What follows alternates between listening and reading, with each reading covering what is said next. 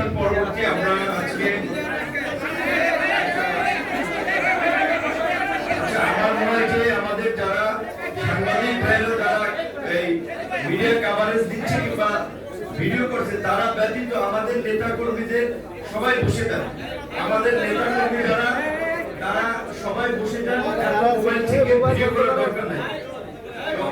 পাশাপাশি বসার ক্ষেত্রে আমি সবাইকে বলবো যে আমাদের সবার কমন সেন্স এবং উপলব্ধির জায়গা থেকে আমাদের নেতৃবৃন্দের মধ্যে যারা একটু সিনিয়র বয়োজ্যেষ্ঠ তাদেরকে একটু বসার ক্ষেত্রে জায়গা করে দিন। ইয়ং মানুষ একটু দাঁড়াই থাকতে পারে বা কষ্ট করতে পারে, যেহেতু হল রুমটায় আসলে যেই পরিমাণ সিট আমাদের উপস্থিতি তার চেয়ে বেশি।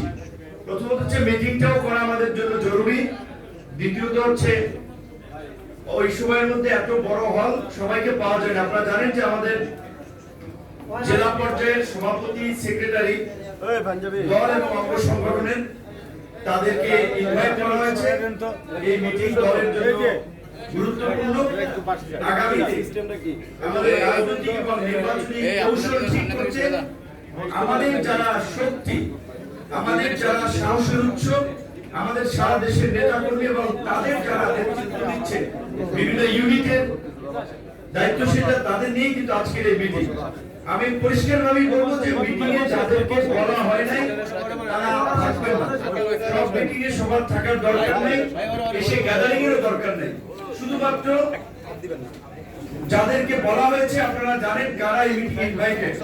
দল এবং অঙ্গ সংগঠনের জেলা পর্যায়ের সভাপতি, সেক্রেটারি এবং কেন্দ্রীয় নেতৃবৃন্দ, এছাড়া আর একজন এক্সট্রা কেউ আপনারা থাকবেন না। বিশেষ করে কার্ড ছাড়া প্রতিনিধি হিসেবে সবাইকে আইডেন্টিটি কার্ড দেওয়া হয়েছে। পাশাপাশি বসার ক্ষেত্রে একটু এক্সচেঞ্জ করবেন, অনেকক্ষণ একটা লোক দাঁড়াই থাকতে পারে না। এবং আমাদের মিটিংটা আমরা যেটা বলবো যে 1 থেকে 1টা পর্যন্ত টানা চলবে। একটায় নামাজের বিরতি, তারপরে খাবারের ব্যবস্থা এখানে থাকবে। আবার ধরেন হচ্ছে নামাজ পড়ে খাবার খেতে খেতে আমাদের অভিজ্ঞতা যেটা বলে 2টা 10, 15 এরকম বেজে যায়।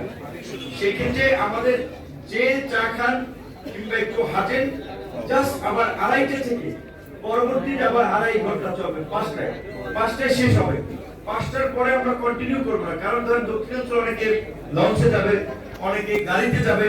তো আপনারা কথা বলার পরে আবার যদি আমরা একটা পরিপূর্ণ মেসেজ আপনাদের সকলের উপস্থিতিতে না দিতে পারি, তাহলে সেই মিটিংটা আসলে ফ্রুটফুল হয় না।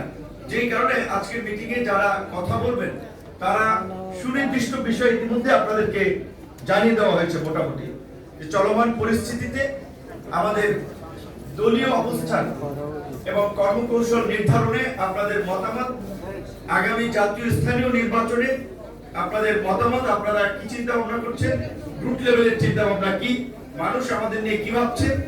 3 নম্বর হচ্ছে যে দলের অর্থনৈতিক সক্ষমতা বৃদ্ধি কিংবা আর্থিক ফান্ড গঠনে এবং আমাদের একটি স্থায়ী কার্যালয় ক্রয়ের আমাদের একটি উদ্যোগ, সেই বিষয়ে আপনাদের মতামত। 3টি বিষয়ে আপনাদের মতামত চাওয়া হয়েছে।